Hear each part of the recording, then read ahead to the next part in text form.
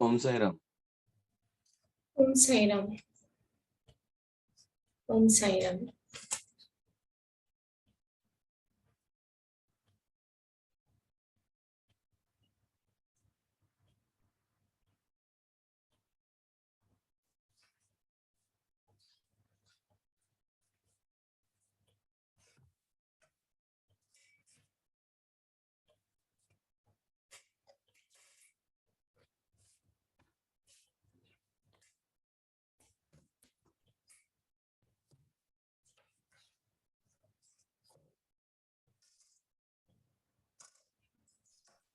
ओम साई राम। ओम साई राम।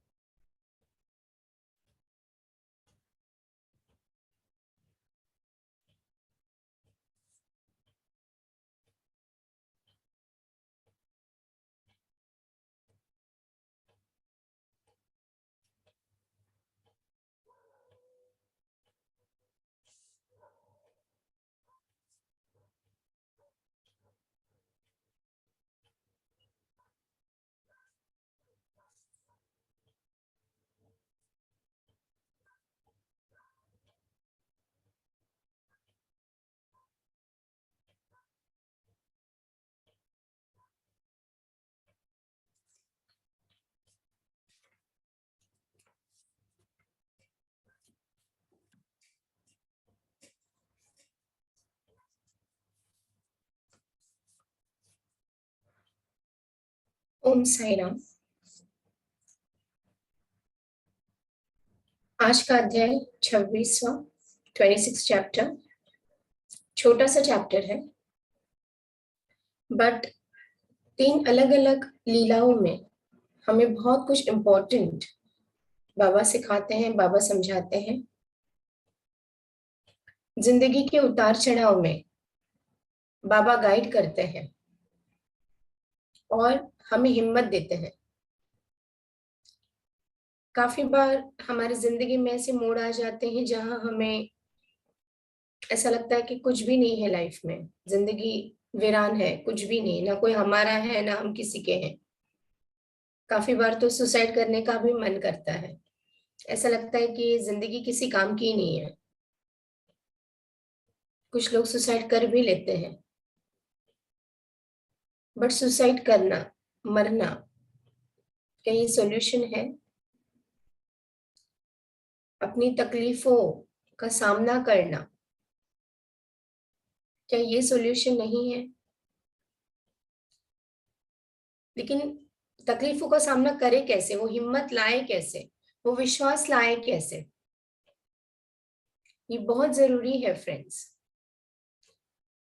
क्योंकि हमारे सबकी जिंदगी में तकलीफें तो है। कोई भी ऐसा इंसान नहीं है जिसके लाइफ में तकलीफें नहीं है। फिर वो अंबानी हो या कोई बच्चन हो या नॉर्मल इंसान हो या रास्ते में पड़ा हुआ कोई इंसान हो।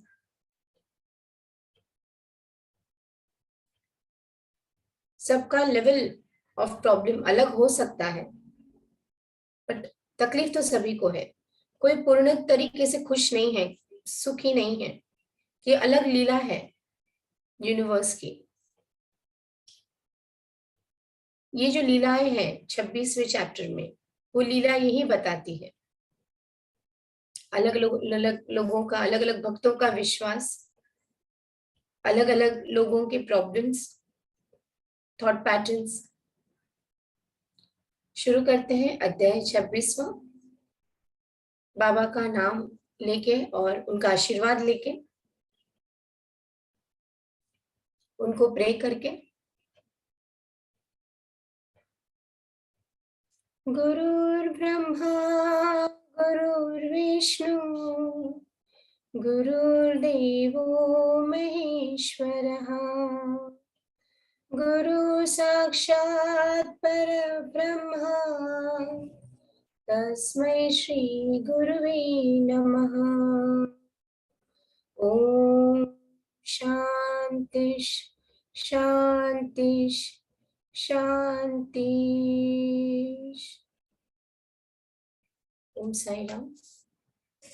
A warm good morning to one and all. शुरू करते हैं। छोटा सा चैप्टर है बट बहुत महत्वपूर्ण है हमारी जिंदगी के लिए, हमारी समझ के लिए। भक्त पंथ, दूसरी लीला है हरिश्चंद्र पितले की, और तीसरी लीला है गोपाल आंबेडकर की कथाएं। अब हेमंत पंत क्या कहते हैं? इस सृष्टि में स्थूल, सूक्ष्म, चेतन और जड़ आदि जो कुछ भी दृष्टिगोचर हो रहा है, वो सब में एक ब्रह्मा है। और इसी एक आदित्य वस्तु ब्रह्मा को ही हम भिन्न भिन्न नामों से संबोधित करते हैं तथा भिन्न भिन्न दृष्टियों से देखते हैं। जो भी इस दुनिया में है, फिर वो स्थूल स्थिति का हो या सूक्ष्म हो, एस्ट्रल हो, या शायद हम अपनी ये आंखों से देख ना सके, ये सब ब्रह्मा की ही रचना है, ब्रह्मा की ही देन है। हम सब में ब्रह्मा है, सब में प्रभु है, सब में भगवान है। जिस प्रकार अंधेरे में पड़ी हुई एक रस्सी या हार को हम ब्रह्म व सर्प समझ लेते हैं, उसी प्रकार हम समस्त पदार्थों को केवल ब्रह्मा रूप को ही देखते हैं, ना कि उनके सत्य स्वरूप को। कितना सही लिखा है। अंधेरे में जब भी कोई कभी का काफी बार अगर हम किसी चीज को देख लेते तो हमें समझ में नहीं आता वो चीज एग्जैक्टली क्या है, लेकिन जब रोशनी आती है तो अब हम समझ लेते हैं कि वो चीज एग्जैक्टली क्या है। जैसे अगर कोई रस्सी पड़ी हो तो हमें ऐसा लगता है कि सांप है या कोई यू नो छिपकली है या कोई कुछ तो है, समझ में नहीं आ रहा है, कोई जानवर है क्या। लेकिन जब हम लाइट ऑन करते तो पता चलता है कि नहीं, ये तो निर्जीव वस्तु थी जिससे हम डर रहे थे। एकमात्र सद्गुरु ही हमारी दृष्टि से माया का आवरण दूर कर हमें वस्तुओं को सत्य स्वरूप या यथार्थ में दर्शन करा देने में समर्थ है। एक सद्गुरु ही हमें समझाते हैं, बता देते हैं कि क्या सही है क्या गलत है। इसलिए आओ हम श्री सद्गुरु साईं महाराज की उपासना कर उनसे सत्य का दर्शन कराने की प्रार्थना करें, जो कि ईश्वर के अतिरिक्त और कुछ भी नहीं है। सत्य क्या है? ट्रुथ क्या है? अगर बाकी सब मोह माया है, बाकी सब इल्यूजन है, तो सत्य क्या है? हम जो ये पारायण कर रहे हैं वो इल्यूजन है, वो माया है, क्या ये सत्य नहीं है? आज जब हम बाबा की लीलाएं पढ़ रहे हैं तो क्या ये सत्य स्वरूप नहीं है? बहुत सारे ऐसे प्रश्न हैं, बहुत सारी ऐसी चीजें फ्रेंड्स जो हमें पता भी नहीं होता है। जिंदगी में ऐसी चीजें होती है, हम अगर हम अपनी तुलना करें, हम इस दुनिया में इस धरती पे हम क्या है, शायद एक राई के दाने जितना भी हमारी औकात नहीं है। लाइक अ मस्टर्ड सीड, ब्लैक कलर की मस्टर्ड सीड होती है ना हमारे किचन के मसालों में। इस दुनिया में, इस पूरी दुनिया में, आकाश धरती में कितने ऐसे सूर्य है, कितने ऐसे चंद्र है, कितने ऐसे प्लैनेट है जिसकी शायद गणना भी नहीं हो सकती। मैं अभी बहुत ही खूबसूरत मैंने एक बुक पढ़ा, शैडोज ऑफ लाइट, कृष्णानंद महाराज की। बहुत ही खूबसूरत है। अगर आपको पीडीएफ भी मिल जाता है या अगर आपको चाहिए तो आप मुझे पर्सनल डीएम कर सकते हैं। शैडोज ऑफ लाइट 145 पेजेस की बुक है। Basically that book is on astral travel, किस तरह से हमारे सूक्ष्म शरीर ट्रैवल करता है। बहुत ही इन डेप्थ, बहुत ही नॉलेजेबल बुक है। एस्ट्रल ट्रैवल का तो मुझे पता था, सूक्ष्म शरीर के बारे में भी मैंने सुना था। इनफैक्ट पर्सनली भी हमने एक वर्कशॉप में सूक्ष्म शरीर यानी कि एस्ट्रल ट्रैवल का अनुभव हमने खुद किया है। लेकिन जब वो बुक पढ़ा, उसके बारे में पढ़ा, बहुत ही अमेजिंग, बहुत ही साइंटिफिकली समझाया है। कहते हैं जिनको मौत का डर नहीं चाहिए वो एस्ट्रल ट्रैवल कर सकता है या एस्ट्रल ट्रैवल करना चाहिए, but definitely under the guidance of गुरु। ये सारी चीजें हम अकेले नहीं कर सकते, you need a proper guidance. Meditation, ध्यान, इट्स अ फर्स्ट स्टेप। उसके बाद काफी स्टेप्स आते हैं। और वो जो बुक है शैडोज ऑफ लाइट फ्रेंड्स, किस तरह से एक नॉर्मल इंसान किसी नॉर्मल इंसान को मिलता है। लगने में तो नॉर्मल शर्ट पैंट पहन के ही सबके साथ रहता है, बट वो खुद ऋषि है। किस तरह से वो लोगों को मेडिटेशन सिखाता है, किस तरह से लोगों को एस्ट्रल ट्रैवल सिखाता है, किस तरह से वो एस्ट्रल ट्रैवल करके दूसरी दुनिया में, दूसरे डायमेंशन पे पहुंच के दुनिया में जो लोग हैं उनकी प्रॉब्लम को सॉर्ट आउट करता है। And when I read that book friend, मैं बहुत ही एस्टॉनिश हो गई कि ऐसा भी होता है क्या। अभी भी मार्कंडे ऋषि या जो नववधा भक्ति के बारे में हम बात करते वो ऋषि अभी भी है क्या? और अगर है तो किस तरह से वो काम करते, किस तरह से दुनिया के लोगों को वो हेल्प करते, किस तरह से नॉर्मल दिखने वाला इंसान, मे बी पास्ट लाइफ में ही was particular, maybe Ramakrishna Paramahamsa भी हो सकते हैं या महान ऋषि भी हो सकते हैं, किस तरह से नॉर्मल दुनिया में रह के दुनियादारी करके ये सब चीजें करता है। महर्षि अमरा के बारे में बात की गई है यहाँ पे। उसको कोई पब्लिसिटी नहीं चाहिए थी, जैसे वो दुनिया में वैसे ही चुपचाप चला गया। उनके ही स्टूडेंट कृष्णानंद, वो तो बाद में नाम उनको दिया गया, ऋषियों की तरफ से, और वो किस तरह से वो काम करते हैं वो बुक में बताया गया है।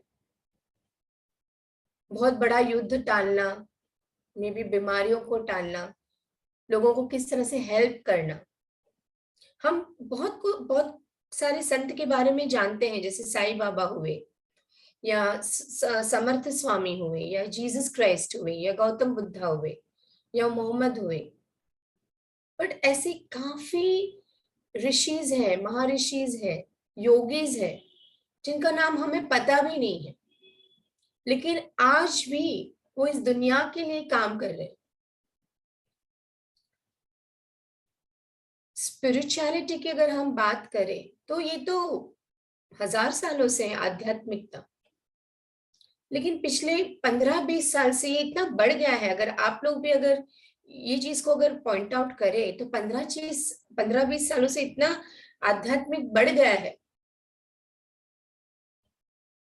यूट्यूब के थ्रू हमारे घर में आ रहा है, फेसबुक के थ्रू सत्संग पहले भी होते थे, लेकिन अलग तरीके से होते थे। पिछले 15-20 साल में अगर हम देखेंगे, श्री श्री रविशंकर, सदगुरु जी, शिवानी दीदी, ब्रह्मा कुमार, ये सब तो शायद काफी सालों से हैं।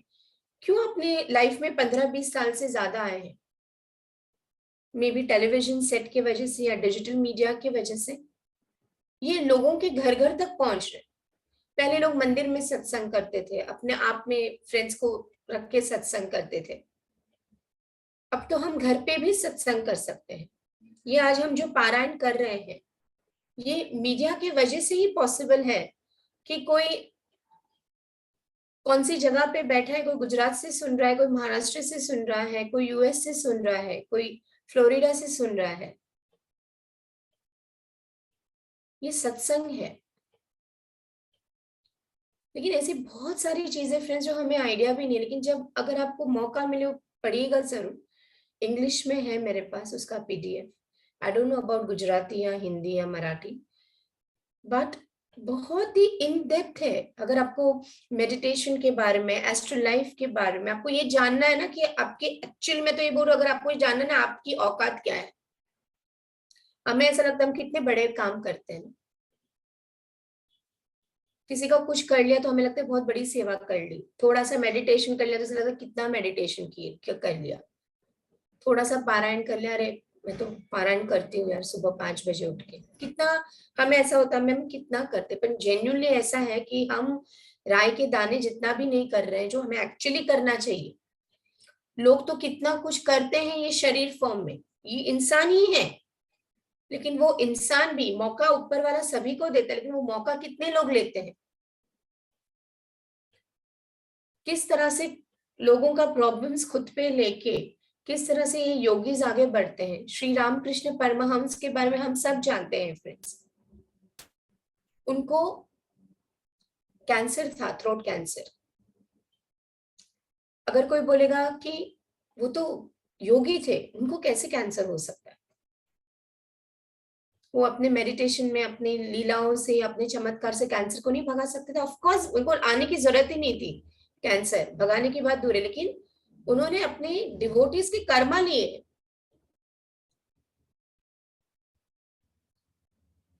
बाबा साईं बाबा को खून की उल्टियां होती थी, उनको गिल्टियां निकल आती थी, उनको बुखार आ जाता था अचानक से वो फीके पड़ जाते थे।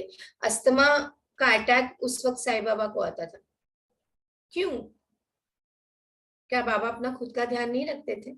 बाबा तो योगिक क्रियाओं में भी बहुत आगे थे। हमने पढ़ा है पिछले अध्याय में किस तरह से बाबा अपने लंग्स को क्लीन करते थे, अपने रिब्स को क्लीन कर सकते थे, किस तरह से बाबा अपने शरीर को अलग अलग करके फिर से ज्वाइन कर सकते थे। तो कि ये छोटी सी अस्थमा की बीमारी नहीं ठीक कर सकते थे?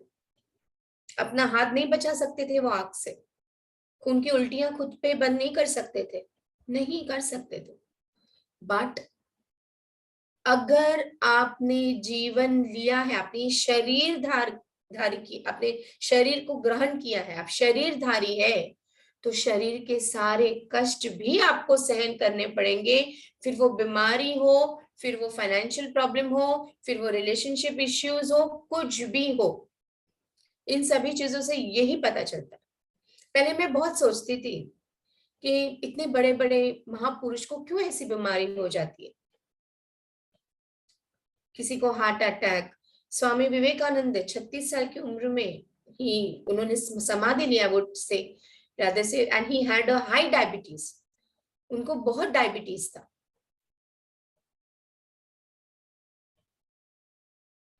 तो वो क्या अपनी डायबिटीज को कंट्रोल नहीं कर सकते थे, सॉर्ट आउट नहीं कर सकते, रिवर्स नहीं कर सकते? ऑफ कोर्स कर सकते थे। बट ये सब हमें क्या एग्जाम्पल देते हैं? इवन जो ये बुक है शैडोज ऑफ लाइट, जो हमारा है, जो नॉर्मल इंसान बन के लोगों की हेल्प करता है, लोगों को मेडिटेशन सिखाते थे, लोगों को एस्ट्रल ट्रैवल सिखाते थे, वो रात को अपने शरीर में जाके अलग अलग जगह पे जाते थे, ऋषियों के इंस्ट्रक्शंस लेते थे, उस हिसाब से उन्होंने काम किया है। वो अपना हार्ट प्रॉब्लम्स, किडनी प्रॉब्लम्स को सॉर्ट आउट नहीं कर सकते थे, कर सकते थे। बट यहाँ पे कुदरत क्या समझा रही हमें? रामकृष्ण परमहंस हो, स्वामी विवेकानंद हो, साईं बाबा हो, स्वामी समर्थ हो, जीसस हो, मोहम्मद हो, अगर आपने शरीर का रूप लिया है, if you are in the body, you have to go through the problems of the body, you have to experience all good and bad times, आपको हर चीज एक्सपीरियंस करना है। मैंने आप लोगों के से शेयर किया था दादी गुलजार के बारे में। उन्होंने लास्ट ईयर ही अपना देह छोड़ा मार्च में।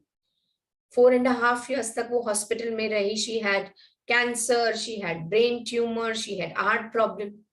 9 साल की उम्र से ब्रह्मा कुमारीज ज्वाइन किया उन्होंने। इतनी पायस, बहुत ही पवित्र सोल, आत्मा। कहते हैं ना शिव बाबा उनके शरीर में बहुत बार आ गए, बहुत बार शिव बाबा आ गए। तो जिसके शरीर में भगवान आते हैं तो क्यों उनको इतनी प्रॉब्लम भगवान देता है? और हम, हमारे शरीर में तो हम ही खुद नहीं रहते, फिर भी हम इतने सारे प्रॉब्लम से हम जूझते रहते और हम स्ट्रेस में लेते कि भगवान हमें क्यों प्रॉब्लम करता है।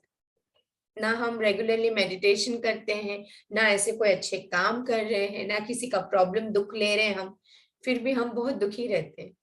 लेकिन ये सारी महान आत्माएं, और ये महान आत्माएं कैसे बनी? आप बोलेंगे ये तो महान आत्मा है, हम तो नॉर्मल इंसान है। हमारे अंदर भी वही ईश्वर का ही रूप है, ईश्वर का ही गुण है। सिर्फ इतना है कि हम जन्म जन्म लेके भूल गए हैं कि हम खुद भगवान से एक है, अलग नहीं है, एक है, ये हम भूल गए हैं। हम अपने आप को भिन्न समझते हैं। जब एक नॉर्मल इंसान through meditation, through knowledge, through wisdom आगे आ सकता है तो हम और आप क्यों नहीं? हम अपने ही दुख को नहीं संभाल पाते, दूसरों का दुख क्या लेंगे? सच सही है ये बात। बट वो समझ तो आए हमें, जो हमें बहुत प्रॉब्लम्स रहते हैं, हमें गुस्सा आता है, हम एक ईगो में है, हम पता चले कि इस दुनिया में कुछ भी नहीं है ईगो, आप पूरे दुनिया में आप एक राई के समान भी नहीं है, एक छोटा सा। जरूर ये पढ़िएगा शैडोज ऑफ लाइट, उसका और एक वर्जन भी आया है, लेकिन बहुत ही खूबसूरत किताब है। आगे पढ़ते हैं, यही हमें समझना है ये अध्याय में। आंतरिक पूजा। श्री हेमंत पंत उपासना की एक सर्वथा नवीन पद्धति बताते हैं। वे कहते हैं कि सदगुरु के पाद प्रक्षालन के निमित्त आनंद आश्रु का उष्ण जल का प्रयोग करें। आंसुओं से बाबा की सेवा करें, उनके पैर जो हैं आंसुओं से धोए। काफी बार ड्यूरिंग मेडिटेशन, ड्यूरिंग प्रेयर्स आंख में पानी आ जाता है, इट्स अ गुड साइन। आंसुओं से बाबा के चरण को, भगवान के चरणों को धोए। आंतरिक पूजा के बारे में बहुत खूबसूरत बताया है। उन्हें सत्य प्रेम रूप चंदन का लेप कर दृढ़ विश्वासी रूपी वस्त्र पहनाओ तथा कोमल और एकाग्र चित रूपी फल उन्हें अर्पित करो। कितना खूबसूरत है। देखिए, हमें कोई भी मटेरियलिस्टिक चीज की जरूरत ही नहीं है प्रे करने के लिए। ना दिया चाहिए, ना फूल चाहिए, ना फ्रूट चाहिए, ना गंगा जल चाहिए। क्या चाहिए? अपने आंखों में से जो आंसू निकलते उससे बाबा के पैर धोए, अपने जो सच्चाई है उसका भगवान को चंदन का लेप लगाए। अपने कॉन्फिडेंस को, अपने विश्वास को भगवान को वो कपड़े पहनाए, और अपना कोमल हृदय यानी कि अपने हृदय को क्लीन करके उसको फल के रूप में अर्पित करे। तो यही सच्ची भक्ति है, यही सच्ची पूजा है। भाव रूपी बुक्का उनके श्री मस्तिष्क पर लगा, भक्ति की कफनी बांध अपना मस्तक उनके चरणों में रखो। भाव, जैसा जिसका भाव वैसा उसका अनुभव। काफी लोग कहते हैं ना कि मेरे साथ मिराकल्स क्यों नहीं होते। काफी लोग पूछते हैं मेरे साथ मिराकल्स क्यों नहीं होते। मिराकल्स क्या है? ये हमें भगवान ने जो शरीर दिया और इतना एक शरीर में इतना कुछ जो फिट किया है ना, यही मिराकल है। हम सुन सकते हैं, हम देख सकते हैं, हम बोल सकते हैं, यही मिराकल है। जिंदगी में ऐसी काफी ऐसी चीजें होती हैं जो एक्चुअल में अगर सोचने बैठेंगे ना तो ऐसा लगता है ये कैसे हो गया, वो इंसान अचानक से मुझे कैसे मिल गया, ये काम मेरा कैसे हो गया। बट हम अपनी लाइफ में इतने बिजी होते हैं ना, हम समझते ही नहीं है कि ये सारा it's a part of miracle. ये अचानक से कोई जिंदगी में नहीं आ रहा है। आपको क्या लग रहा है आप मेरा पारायण सुन रहे हैं या मैं बोल रही हूँ, ये अचानक हो रहा है? Even this is miracle. कभी नहीं सोचा था कि सुबह उठ के ऐसी पारायण करेंगे, वो भी जूम पे। करवाने वाला भी वही है, हम तो सिर्फ इंस्ट्रूमेंट्स है, मैं और आप दोनों। ये क्या है? ये मिराकल नहीं तो क्या है? नॉर्मली अगर हमको बोलते हैं सुबह उठो 5 बजे तो हमसे उठा नहीं जाता। पारायण के दिन में हम उठ जाते हैं। जो रेगुलरली पार्टिसिपेंट्स हैं, जो सुनते हैं रेगुलरली, वो उठ ही जाते हैं, उनको उठाने की जरूरत नहीं। दैट इज भाव। बाबा कहते हैं ना, मेरे सामने सिर्फ 2 कदम बढ़ाओ, मैं आपके साथ 20 कदम चलूंगा। ये भाव है आपका। ये बहुत बड़ी चीज है, ये बहुत बड़ा मिराकल है लाइफ में। मुझे ये भी बताया जाता है जो रेगुलरली पारायण सुनते हैं, उनके लाइफ में बहुत कुछ अलग सा मिराकल हो रहा है। ऐसा नहीं कि प्रॉब्लम्स कम है या नहीं है, प्रॉब्लम्स है, जिंदगी है तो संघर्ष रहेगा ही, मैं हमेशा कहती हूँ। बट उसको सहन करने की, उसको फेस करने की, उसको समझने की वो विजडम भी तो चाहिए ना। वरना वो कैसे, वो स्केलेटन की जैसे जिंदगी जा रही तो जा रही। तो हिमनपंत क्या कहते हैं कि इस तरह से आंतरिक पूजा कीजिए बाबा की। इस प्रकार श्री साईं को समस्त आभूषणों से विभूषित कर उन्हें अपना सर्वस्व निछावर कर दे। उष्णता दूर करने के लिए भाव की सदा चंवर डलाओ। जैसे हम कबूतर को डालते हैं ना खाना, वैसे बाबा को अपने भाव से दाना डालो। भाव, प्यार, और भाव सिर्फ बाबा के लिए नहीं, बाबा के जो टीचिंग्स है ना उसमें भाव है। बाबा क्या बोल रहे हैं, आप मुझको फ्रूट मत रखो, आप किसी गरीब को फ्रूट दो। आप मुझे जल मत दो, किसी गरीब को जल दो। मुझे रेशमी कपड़े पहनाने से क्या फायदा, किसी गरीब को कपड़ा दो। हम उसका ही उसको अर्पण करते हैं ना। फल है, फ्रूट है, मिठाई है, कपड़े है। जब बाबा एक्चुअल में, जब बाबा शरीर में थे, महासमाधि से पहले जब वो शरीर में थे, तब उन्होंने कभी रेशमी कपड़ों को छुआ भी नहीं, कभी वो सोने का मुकुट पहना ही नहीं, कभी वो सोने के हार, डायमंड के हार कभी पहने ही नहीं। तो मरने के बाद क्या उनको हम दे सकते हैं? हम देते हैं ना, शिरडी में आप देखते हैं इतने करोड़ का चढ़ावा चढ़ा, किसी ने सोने की लगड़ी दी और हार दिया और रेशम के। ठीक है, प्रॉब्लम वो नहीं है, भाव है। लेकिन इसी की जगह अगर किसी को वही पैसों से किसी को हेल्प मिले, किसी को फाइनेंशियल हेल्प मिले, किसी को फिजिकल हेल्प मिले, किसी को आप स्पॉन्सर कर रहे हो, तो मुझे नहीं लगता, आपको नहीं लगता कि बाबा ज्यादा खुश रहेंगे? बाबा को जब जिंदा थे तब कभी इन सब चीजों का आकर्षण नहीं रहा, तो मरने के बाद हम क्या उनको इन सब चीजों से ब्राइब करते हैं? इतने बड़े बड़े हार और मिठाई के बॉक्स, बाबा को प्यार से दिया हुआ एक शक्कर का दाना भी इनफ है। एनीवे, सबकी अलग अलग समझ होती है, हम किसी के भक्ति को हम पॉइंट आउट नहीं कर रहे हैं यहाँ पे। बस इतना ही मैं कह रही हूँ कि बाबा क्या एग्जैक्टली चाहते हैं। बाबा कहते हैं मुझे शॉल पहनाने से ज्यादा जरूरी है ठंड में किसी गरीब को शॉल पहनाओ। मुझे खाना खिलाने से जरूरी है कुत्ते को या गरीब को या जिसको हैंडीकैप है उनको खिलाओ, तो मैं ज्यादा खुश रहूंगा। इस प्रकार आनंददायक पूजा करने की प्रार्थना करो। हे प्रभु साईं, हमारी प्रवृत्ति अंतर्मुखी बना दो, सत्य और असत्य का विवेक दो तथा सांसारिक पदार्थों से आसक्ति दूर कर हमें आत्मानुभूति प्रदान करो। हिमान पांड कहते कि इस तरह से बाबा से मांगी कि हमें अंतर्मुखी बता दो, इन्वर्टेड, अंदर जाना, अंदर को हम अपने आप को समझे, हम अपने अंदर को समझे। हम ना इस सोशल मीडिया पे जब हम देखते हैं, फेसबुक पे देखते हैं लाइक्स और लोगों के बारे में पढ़ते हैं, तो काफी बार हमें ऐसा लगता है कि यार हम क्या है, हमारा अचीवमेंट तो कुछ भी नहीं है। देखो इसका बेटा यहाँ गया, इसके बच्ची ने इतना अचीव किया, की मैरिज एनिवर्सरी में हस्बैंड ने ये दिया, वाइफ ने वो किया। हमारे लाइफ में तो ऐसा कुछ भी नहीं है, ना रोमांस है, ना पैसा है, ना गाड़ी है। हमें ऐसा काफी बार लगता है ना। हम बाहर की दुनिया से इतना इन्फ्लुएंस हो जाते हैं कि हम अपने अंदर की दुनिया तो कभी देखते ही नहीं। भगवान बाहर नहीं है, ईश्वर बाहर नहीं है, हमारे अंदर ही है। और क्या कहते हैं, सत्य और असत्य का विवेक दो, सही और गलत की समझ बहुत जरूरी है फ्रेंड्स। एक्चुअली इंसान वही प्रॉब्लम होता है जहां सही और गलत का भेद नहीं समझ सकता। कब किसको कब क्या बोलना है, कौन सी चीजों को समझना है, वो नहीं समझ पाता। सिर्फ खुश करने के लिए अपनों को, औरों को, उसी में लगा रहता है। उसकी खुशी क्या है, उसको क्या करना है, उसको समझ में ही नहीं आता। लोगों को दिखावा, लोग हम क्या करते हैं फ्रेंड्स, हम एक्सेप्टेंस लेते हैं। मैंने ये काम किया तो वो मुझे एक्सेप्ट करेगी, वो मेरा तारीफ करेगी, मेरे लोगों को अच्छा लगेगा। सब सही है, लेकिन वो सब बनावटी है। जब तक आप अंदर से खुश नहीं होना, ये सब बनावटीपन है।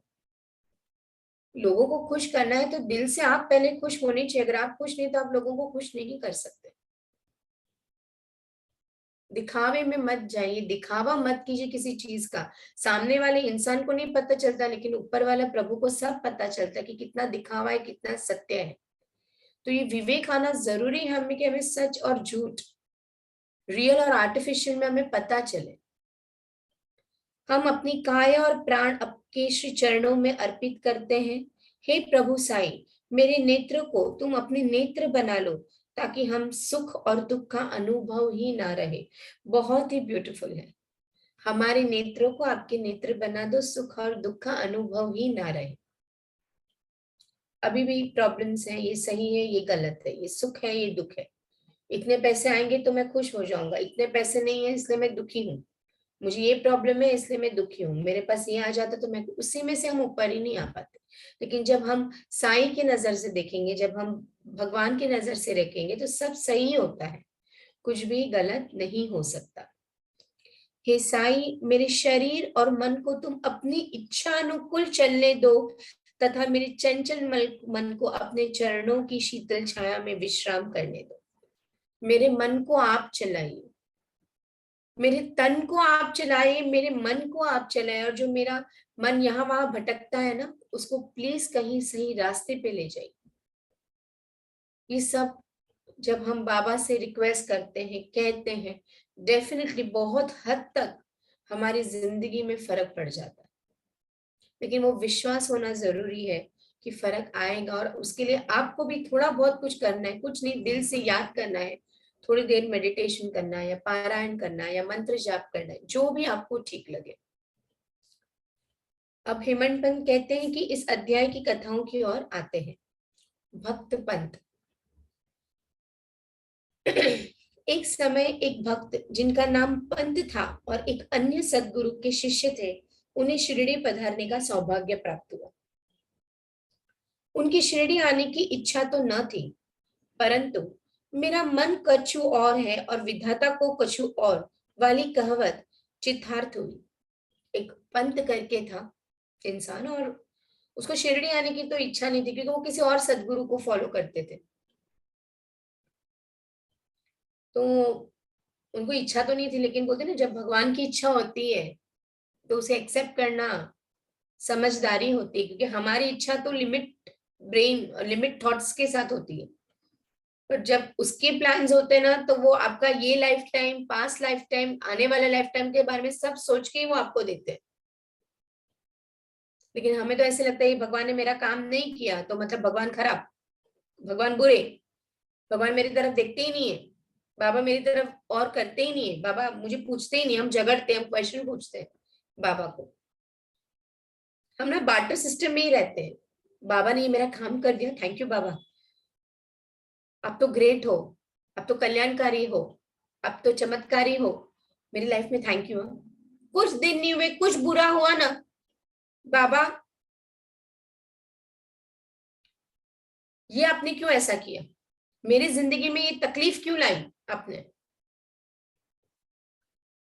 ये प्रॉब्लम्स क्यों किए, आपको मैं ही मिला था, मैंने ऐसे क्या पाप किए कि आपने मेरा नुकसान करवा दिया, मेरे रिश्तों को छीन लिया, मैंने तो सबका अच्छा ही किया है ना, आप ऐसे कैसे कर सकते हैं। We start questioning. इसलिए आज का जो बैकग्राउंड है वो वही है, trusting God in the strong. आंधी में, आंधियां जब हमारी जिंदगी में आती है हमारी, तब जब हम भगवान को ट्रस्ट करते हैं, वही सच्ची साधना, वही सच्ची भक्ति है फ्रेंड्स। अच्छे दिनों में तो सब अच्छा ही होगा ना, हम साईं बाबा को भी अच्छा बोलेंगे, हम गणपति जी को भी अच्छा बोलेंगे, हम शिव भगवान को भी अच्छा बोलेंगे। लेकिन जब बुरा समय आते हैं, सारे भगवान हमारे दुश्मन बन जाते हैं। Trusting God in the strong, God has perfect timing, never early never late. भगवान कभी भी या तो जल्दी नहीं करते हैं तो लेट नहीं करते, उनका परफेक्ट टाइमिंग ही होता है। अगर आपके पास कोई चीज नहीं है मतलब वो आपके लिए अभी नहीं है। अगर आपके पास गाड़ी नहीं है तो हो सकता है कोई रीजन है कि गाड़ी नहीं है, हो सकता है कि शायद उस गाड़ी से आपका एक्सीडेंट हो सकता है। अगर आपके पास कोई डिग्री नहीं है, आपके पास पर्टिकुलर अमाउंट नहीं है, हो सकता है कि वो अमाउंट का आप कुछ और जगह डालें, या शायद वो चीज सही नहीं हो, आपको एक फ्लैट लेना है, वो फ्लैट नहीं ले पा रहे, मे बी वो फ्लैट आपके लिए बेटर नहीं है, अच्छा नहीं, आपको ऐसा लगता है कि बड़ा रूम है, वास्तु के हिसाब से ढंग से ठीक है, नहीं, शायद वो बिजनेस ठप हो गया, वो बिजनेस आप स्टार्ट करने की कोशिश करें, आपके पास पैसे नहीं, शायद वो बिजनेस अभी आपके लिए नहीं है, वो समय नहीं है। Never early never late, it takes a little patience and whole lot of faith, but it's worth the wait. Job में अगर आपको आपके हिसाब से जॉब नहीं मिल रही है, प्रमोशन नहीं मिल रहा है, may be that is not a right time. मैं ये नहीं बोल रहा कोशिश नहीं करना, कोशिश करना, लेकिन जिंदगी से थक हार के नेगेटिव बोलना, नेगेटिव सोचना, बाबा के, मैंने ऐसे काफी लोगों को सुना है, देखा है, जो इतने हताश हो जाते हैं जिंदगी में कि जिस भगवान ने इतना मिराकल किया, इतना अच्छा किया है, फिर भी फिर उसी भगवान को बुरा बोलते हैं, गलत बोलते हैं। काफी बार लोग गालियां देते हैं कि तेरे बाबा ने किया ही क्या है, तेरे भगवान ने क्या किया है, उनके घर वाले भी ये बोलते हैं, इतना तूने पारायण किया, इतना उपवास किया, इतना निर्जल एकादशी की, तेरे भगवान ने किया क्या, मेरा इंसान छीन लिया, मेरा बिजनेस छीन लिया, मेरा जॉब छीन लिया, मेरा घर छीन लिया, मेरे बच्चे की पढ़ाई छीन ली। और वो चीज हम भी मान जाते हैं कि सही में भगवान ने। I know it is not easy, जब हमारा कोई अपना दूर चला जाता है, हमारी कोई चीज चली जाती है, फिर वो जॉब हो, बिजनेस हो, घर चला जाता है, हमारे बच्चे को कुछ हो जाता है, हमें कोई भयंकर बीमारी हम हमें आ जाते हैं, इजी नहीं है फ्रेंड्स, नहीं इजी है। बट जब अच्छा होता है तब हम भगवान के बारे में अच्छा बोलते हैं, बुरा होता है तो हम क्यों भगवान के बारे में बुरा होता है। उतना तो फेथ रखिए, ये कर्म कटिंग है। कर्म कैसे कट होते, कर्म क्यों, कैसे कट होंगे, सफरिंग से, पेन से। वो सफरिंग पेन कैसे आएगी, कहीं से तो आएगी ना। किसी को भगवान फाइनेंशियल प्रॉब्लम्स देख के उसको सफरिंग करवाता है, मतलब भगवान तो नहीं करवाते, it's all our karma only. हमारे कुछ कर्म है कि चलो ये कर्म ये बीमारी से ही सॉर्ट आउट होंगे, ये कर्म उसके कुछ नजदीक के लोगों को दूर चले जाने से ही होंगे, ये कर्म घर चले जाने से ही होगा। ऑन एन एवरेज अगर हम 50 साल की भी जिंदगी जिए तो कितने साल की ऐसी जिंदगी होती है जिसमें हम मैक्सिमम दुखी रहते हैं, जेन्युइनली ऐसा नहीं, कुछ साल ऐसे होते हैं जो बहुत टफ रहते हैं, बाकी डे टू डे अगर हम गिनने जाएंगे तो हम शायद कभी कम खुश नहीं रह पाएंगे।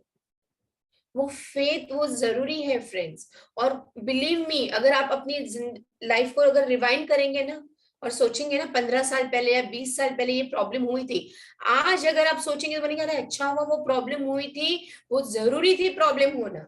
मेरा जॉब गया शायद अच्छा हुआ, मेरा बिजनेस गया शायद अच्छा हुआ, वो इंसान मेरा चला गया, वो मेरा दोस्त चला गया, मेरे माँ बाप चले गए, वो शायद अच्छा हुआ। या अगर वो आज जिंदा होता तो शायद उसको और कोई प्रॉब्लम होती। तकलीफ होती है, बहुत तकलीफ होती है, बट उस तकलीफ में भी नेगेटिव होना, नेगेटिव बोलना, विश्वास छोड़ देना वो गलत है फ्रेंड्स। जब अच्छा होता है तब आप, और at the end of the day कुदरत को तो फर्क ही नहीं पड़ता आपको अच्छा लगे या बुरा लगे। उसको क्या फर्क पड़ता है, वो तो हमारे कर्म के हिसाब से हमें दे रही है। एंड तो वही है ना, लास्ट में तो हम भगवान के पैरों में ही गिरते हैं, भगवान अभी तू कर, हम तो थक गए। Have faith.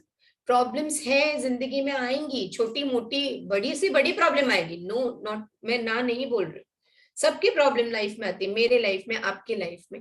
बट एक फेथ रखना, एक पेशेंस रखना चाहिए, तो रो लो। मुझे काफी बार ऐसे लगता है लाइफ में मेरे कुछ इश्यूज होते हैं तो मैं साई सचरित्र लेके रोती हूँ, एकदम सीने से लगा के मैं रो लेती हूँ। कुछ नहीं, 1-2 घंटे में बेटर फील होता है, क्योंकि there is no other choice, वो ही है बस। बाबा को यही बोलते, अगर ये प्रॉब्लम दी है ना तो वो हिम्मत दे उसको समझने की। मैं ये कभी नहीं बोलती आप प्रॉब्लम मत दो, है शायद मेरे कर्म है, वो क्लेंजिंग हो रहा है ना। कर्म क्लेंजिंग कैसे होगा? सफरिंग। और बिलीव मी फ्रेंड्स, अगर आप ये चीज को भी पॉजिटिव लेंगे ना, आपका ग्रोथ होता है वो स्पिरिचुअल ग्रोथ, आंतरिक ग्रोथ, आध्यात्मिक ग्रोथ इसी में से होता है।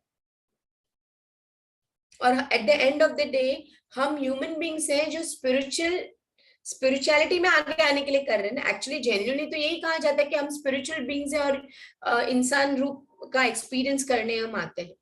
ये जो मैंने बुक पढ़ी है या जो भी मैंने काफी सारी बुक्स पढ़ी है, ये सब क्या है, जन्मों जन्मों से हम लोगों को जानते हैं। कितने जन्म हो गए होंगे, 5 साल पहले भी हमने जन्म लिया है, आज भी हम जन्म में भी 5 साल के बाद भी हम जन्म लेंगे। तो when I read the book या फिर autobiography of A Yogi, again बहुत ही ब्यूटीफुल बुक, जब वो पढ़ा ऐसे लगा कि हम कितने जन्मों में हैं। इस साई सच्चरित्र में भी बाबा कहते हैं कि कुछ लोगों से वो 60 जन्मों से है, श्यामा से कहते हैं वो 72 जन्मों से श्यामा के साथ है। तो आप समझिए कि कितने जन्मों का चक्कर है, और इतने जन्मों में हम कितना कुछ अच्छा बुरा सही गलत सीखते हैं, कर्म करते हैं। इसके लिए तो कहते हैं ये भवसागर है, इसका अंत ही नहीं है। वो अंत कौन कराएगा? प्रभु। गुलजार दीदी के बारे में जब मैंने सुना कि इतनी प्रॉब्लम्स कैसे आई, इतनी बीमार है, उन्होंने खुद मांग के ली भगवान से कि मुझे वापस जन्म नहीं लेना, मेरा जो भी कर्म है अच्छा और बुरा उसको बैलेंस करके मुझे ये जन्म में सब क्लियर करवा दो। और सूरज भाई जी जो है ब्रह्मा कुमार, उन्होंने खुद कहा कि अभी उनका जन्म नहीं होगा। उन्होंने जो भी पेन लेना था, जो भी सफरिंग लेना था, उन्होंने इस जन्म में ले लिया। इजी नहीं है 4.5 साल हॉस्पिटल में विद ऑल दिस बीमारी, उनकी सोल की जर्नी थी। अब वो योगी थी, उन्हें समझता था तो वो मांग रही थी। काफी लोगों की लाइफ में ऐसे ही हो जाता है, अब समझ में आती इतनी बीमारियां क्यों होती है, but their soul had decided, वो सोल ने प्रभु से मांगा कि भाई ये जन्म का इतना इतना मेरा कंप्लीट कर दो। वो जब इस जन्म में आते तो हमें याद नहीं रहता हमने बाबा से क्या मांगा। तो समझो, अगर हमारी लाइफ में कुछ मिल रहा है तो हमारे कर्मों की वजह से, कुछ नहीं भी मिल रहा है तो वो भी हमारे कर्मों से। अगर हमें कोई ऐसी बड़ी बीमारी नहीं है तो यू शुड बी थैंकफुल। और अगर हमारे लाइफ में छोटी मोटी तकलीफें हैं, फाइनेंशियल इश्यूज है, रिश्तों के इश्यूज है, तो you should also be thankful. कहीं से तो हमें कर्म कटना है ना, कहीं से तो हमारे कर्म कटेंगे ना। तो जो, और इतना भी बिलीव कीजिए, भगवान उसी को वो देता है जिसमें उसको सहन करने की शक्ति। भगवान ऐसे कोई चीज ऐसे ही नहीं देता, फिर वो बीमारी हो या लॉसेस हो, फिर वो जॉब का हो, बिजनेस का हो, रिश्तों का हो। डिफिकल्ट होता है, बहुत डिफिकल्ट होता है काफी, बात जो है वो है। ये स्ट्रॉन्ग जिंदगी जो हमारी जिंदगी है वो ऐसी ही है। लेकिन जब वो फेथ हम बाबा को पकड़ के रखते हैं ना, ये भी हम पार कर सकते हैं। ठीक? तो पंथ भक्त के बारे में ये बताया गया है कि वो पश्चिम रेल द्वारा यात्रा कर रहे थे, जहां उनके बहुत से मित्र व संबंधी से अचानक ही भेंट हो गई, जो कि शिरडी यात्रा को जा रहे थे। उन लोगों ने उनसे शिरडी तक साथ चलने का प्रस्ताव किया। पंत ये प्रस्ताव अस्वीकार नहीं कर सके, उनको मन तो नहीं था, क्योंकि वो ऑलरेडी किसी सदगुरु को मानते थे, बट फ्रेंड्स ने बोला, रिलेटिव्स ने बोला, तो वो ना नहीं बोल सके। तब वे सब लोग मुंबई से उतरे और पंत विरार में उत्तर अपने सदगुरु से शिरडी प्रस्थान करने की अनुमति लेकर तथा आवश्यक खर्च आदि का प्रबंध कर सब लोगों के साथ रवाना हो गए। उन्होंने विरार जाके अपने सदगुरु से परमिशन ली कि मैं कोई साईं बाबा है शिरडी में, मैं जाके मिल के आता हूँ। देखिए कितनी भक्ति है फ्रेंड्स। उन्होंने परमिशन लेने उस वक्त जमाने में विरार, उस जमाने में आज से 103 साल पहले, 104 साल पहले में भी, या 106 साल पहले, और उन्होंने परमिशन ली और वो शिरडी गए। वे प्रातःकाल वहां पहुंच गए और लगभग 11 बजे मस्जिद को गए। वहां पूजनार्थ भक्तों का एकत्रित समुदाय देख सबको अति प्रसन्नता हुई, परंतु पंत को अचानक ही मूर्छा आ गई। वे बेसुध होकर वहीं गिर पड़े। बाकी सब तो बहुत खुश हो गए, इतने लोग, इतनी भक्ति, इतनी सेवा, इतने भक्त, लेकिन पंत को चक्कर आ गए, वो बेहोश हो गए। तब सब लोग भयभीत होकर उन्हें स्वस्थ करने के समस्त उपचार करने लगे। बाबा की कृपा से और मस्तिष्क पर जल के छींटे देने से वे स्वस्थ हो गए और ऐसे उठ बैठे जैसे कोई नींद से जागा हो। त्रिकाल यज्ञ बाबा ने यह सब जानकर कि यह अन्य गुरु का शिष्य है, उन्हें अभय दान देकर उनके गुरु में ही उनके विश्वास को दृढ़ कराते हुए कहा कि बाबा तो अंतर्यामी थे। बाबा ने अभय दान, आशीर्वाद देके कहा कि अपने गुरु में विश्वास करो, कैसे भी आओ, परंतु भूलो नहीं, अपने ही स्तंभ को दृढ़ता पूर्वक पकड़कर सदैव स्थिर हो उनसे अभिन्नता प्राप्त करो। किसके भी पास जाओ, कैसे भी जाओ, लेकिन अपने जो स्तंभ है, अपना जो पिलर है, उसको कभी नहीं भूलना। आप कोई भी भगवान को प्रे करो, कोई भी सदगुरु के पास जाओ, कहीं भी कोई भी करो, लेकिन अपने जो स्तंभ है उसको नहीं भूलना। मैं हर जगह, मैं हर एक भगवान को भी मानती हूँ, मैं नोविनास भी कर चुकी हूँ, मैं हाजिले भी गई हूँ, मैं बाबा को भी मानती हूँ, मैं कृष्ण जी को भी मानती हूँ, मैं श्रीनाथ जी को मानती हूँ, मैं शंकर भगवान को मानती हूँ। लेकिन फ्रेंड्स, कभी भी मुझे ऐसा लगता है ना कि प्रॉब्लम है या कोई भी खुशी की बात है, मेरे मुंह से साईं बाबा ही निकलता है। वो मेरे पिलर है, वो मुझ में है, तो उनसे मैं अलग कैसे हुई। वैसे ही फ्रेंड्स, काफी लोगों को जैसे पता है कि साईं बाबा को मैं मानती हूँ, तो लोग पूछते हैं कि हम तो कृष्ण को मानते हैं या हम शंकर को मानते हैं। आप जिसको भी मानो, क्या फर्क पड़ता है, सब एक ही है। आप हनुमान को मानते हो तो हनुमान और बाबा भी एक है, कृष्ण और बाबा भी एक है, स्वामी समर्थ और बाबा भी एक है। अभी मेरी क्लाइंट से मेरी बात हो रही थी, शी केम फॉर टैरो, और उसने साईं, उसको पता था मैं साईं बाबा को मानती हूँ, बट शी वाज, मतलब उसको थोड़ा गुस्सा था साईं बाबा पे, क्योंकि उसकी बहुत अच्छी फ्रेंड अपने हस्बैंड और 5 साल के बच्चे के साथ शिरडी जा रही होगी। इस बात को भी बहुत साल हो गए। शिरडी जा रही होगी और जाते ही उनका कार का एक्सीडेंट हो गया और तीनों की डेथ हो गई। और ये लेडी मुझे बोलती है कि मैं तो साईं बाबा को पहले बहुत मानती थी, लेकिन ऐसा हुआ मेरी फ्रेंड के साथ, बेस्ट फ्रेंड एक्सपायर हो गई, हस्बैंड के साथ, बच्चे के साथ, तो मेरे दिल से उतर गए साईं बाबा। मुझे लगा जिस भगवान को मिलने गए उस भगवान ने ही ले लिया, छीन लिया। मैंने बोला सही है, दुख की बात है, आपकी फ्रेंड, उसके हस्बैंड, उनका बेटा चला गया। लेकिन मैंने उनको पूछा, अगर वो एक्सीडेंट में बच जाते, किसी का हाथ नहीं रहता, किसी का पैर नहीं लेता, किसी का दिमाग काम नहीं करता, शायद हस्बैंड वाइफ दोनों में से एक चला जाता, या बच्चा रह जाता अकेला, दोनों मर जाते, उस तरह कभी आपने सोचा है? आज बाबा ने तो तीनों को ले लिया ना, और ये बहुत बड़ी बात है कि वो दर्शन करने गए थे, बाबा ने तो उनको अपने धाम में बुला लिया। शिरडी तो उनका धाम है, लेकिन उन्होंने तो परम धाम में बुला दिया। इससे बड़ा पॉजिटिव और ऑस्पिशियस क्या हो सकता है? आपने ये नहीं सोचा? कहीं और क्यों, कहीं और भी तो एक्सीडेंट हो सकता था ना उनका। शिरडी जाते वक्त ही क्यों एक्सीडेंट हुआ? बाबा ने कहा शिरडी मत आ, सीधा मेरे पास आ जा, मैं देखूंगा। सोच को बदलना है। आपके गुस्से करने से क्या मतलब है? क्योंकि उन्होंने कुछ नवस लिया था बहुत साल पहले, वो नवस उन्होंने कंप्लीट नहीं किया अभी तक शिरडी जाने का। लेकिन मुझे तो जब से मैंने सुना ना, मेरे मन से निकल, मतलब आपके मन में रहे बाबा या ना रहे, बाबा को क्या फर्क पड़ता है, लेकिन ये जो आप सोच है ना, इस सोच को निकालिएगा। लोग वैष्णव देवी जाते हैं, मर जाते हैं, मानसरोवर जाते हैं, उनकी तो डेड बॉडी भी नहीं मिलती है, तो क्या बोलेंगे? चार धाम जाते हैं, बस ये हो जाता है, लोग हार्ट अटैक से मरते हैं, ठंडी से मर जाते हैं। Their soul has decided to go there and अपने प्राण को त्यागना। मानसरोवर में डेड बॉडीज भी नहीं मिलती है, जो वहां पे ट्रैवल करते हैं देखते हैं ना कि वो स्केलेटन हो जाता है। ये नफरत करने से कोई फर्क नहीं पड़ता, अपनी सोच को बढ़ाइए। नेगेटिव में भी कहा पॉजिटिव सोच सकते हैं, पॉजिटिव ढूंढ सकते हैं ना फ्रेंड्स, वो बहुत जरूरी है। 3 जन मर गए, उसमें से एक भी बचा होता तो शायद लाइफ मिजरेबल हो सकती थी, भगवान ने तीनों को ही ले लिया।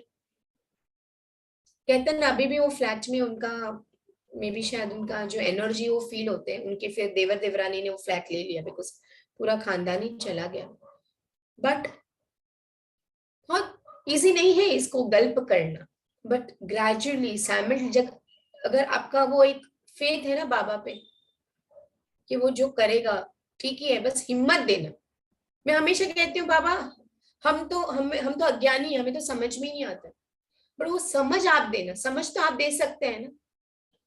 एंड आई एम श्योर जब वो समझ मिल जाती है ना, धीरे धीरे ये समय भी चला जाता है। तो बाबा कितना खूबसूरत कहते हैं, कैसे भी आओ परंतु भूलो नहीं अपने ही स्तंभ की दृढ़ता पूर्वक पकड़कर सदैव स्थिर उसे अभिन्नता प्राप्त करो। आप और आपके सदगुरु अलग नहीं हैं, आप एक ही हो। आप किसी भी भगवान को नमस्त करो, लेकिन अपने स्तंभ को मत भूलो। आप शिरडी जाओ, आप दरगाह जाओ, मस्जिद जाओ, आप चर्च जाओ, कहीं भी जाओ, लेकिन अपने बाबा को हर जगह अपने मन में लेके जाओ। परंतु तुरंत इन शब्दों का आशय समझ गए और उन्हें उसी समय अपने सदगुरु की स्मृति आई। उन्हें बाबा के इस अनुग्रह का जीवन भर स्मृति बनी रही। नेक्स्ट लीला देखते हैं श्री हरिश्चंद्र पितले की। बम्बई में एक हरिश्चंद्र पितले नामक सदगृहस्थ थे। उनका पुत्र मिर्गी एपिलेप्सी जो है रोग से पीड़ित था। उन्होंने अनेक प्रकार के देशी व विदेशी चिकित्साएं कराई, परंतु उनसे कोई लाभ न हुआ। बार बार फिट आ जाता है उस अवस्था में। अब केवल यही उपाय शेष रह गया कि किसी संत के चरण कमलों की शरण ले जाए। 15वें अध्याय में बतलाया जा चुका है कि श्री दास गणु के सुमधुर कीर्तन से श्री साईं बाबा की कीर्ति बंबई में अधिक फैल चुकी थी।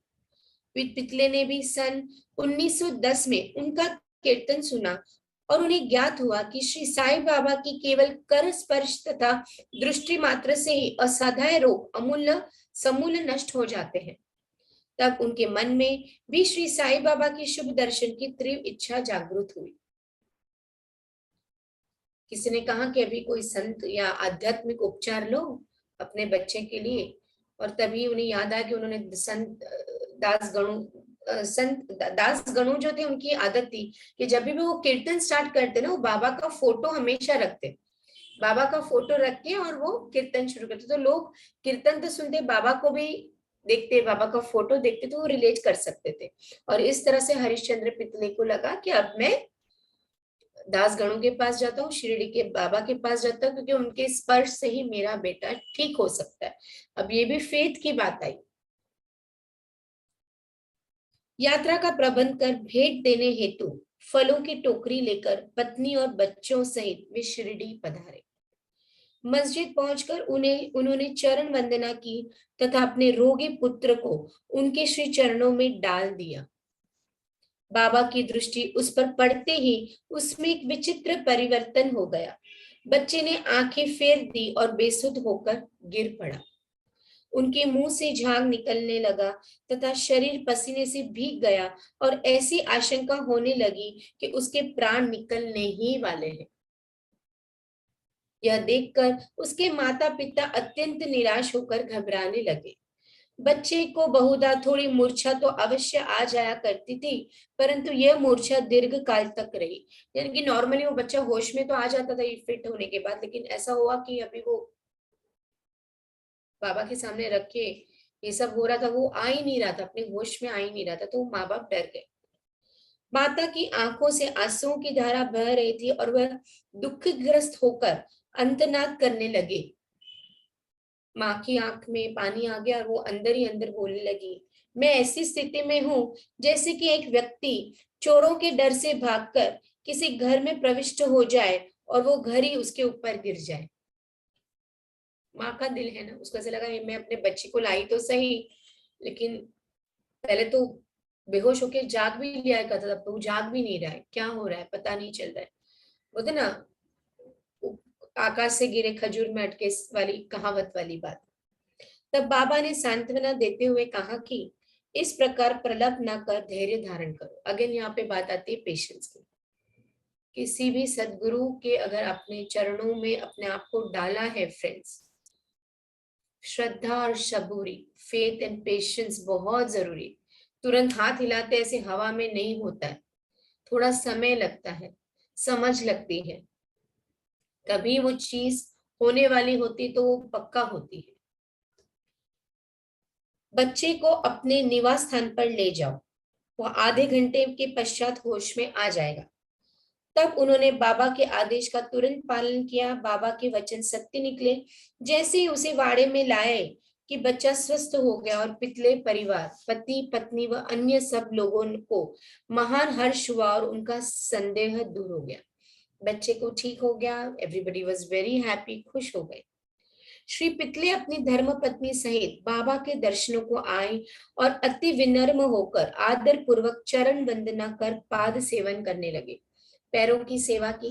मैंने कहा ना, नववधा भक्ति में पाद सेवन भी एक भक्ति का रूप है। और बहुत खुश हो गए, प्यार के आंसू, थैंक यू के आंसू उनके आंखों से गिरने लगे और वो बाबा की सेवा करने लगे। मन ही मन वे बाबा को धन्यवाद दे रहे थे, ग्रैटिट्यूडनेस। तब बाबा ने मुस्कुराकर कहा कि क्या तुम्हारे समस्त विचार और शंकाएं मिट गई? जो डाउट्स लेके आप आए थे वो सारे मिट गए? बाबा पूछते हैं।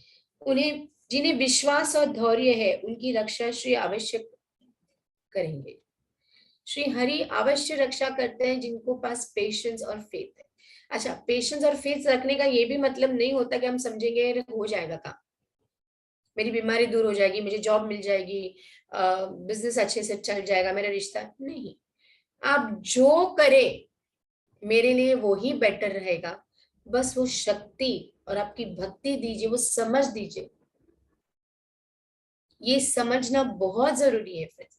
हम अपना ही कंडीशनल डालेंगे कि भगवान मेरे रिपोर्ट्स नॉर्मल रख देंगे, मुझे पैसे दे देंगे, मुझे जॉब दे देंगे, मेरे भाई को, मेरे बहन को, मेरे हस्बैंड को अच्छा कर देंगे, तो अच्छा नहीं। आपको पता, मेरी तो इच्छा है कि आप ये चीज करो मेरे लिए, लेकिन आपको पता आपकी इच्छा अनुसार मैं चलूंगा या चलूंगी और मैं एक्सेप्ट करूंगी वो दिल से, वो बहुत जरूरी है फ्रेंड्स समझना।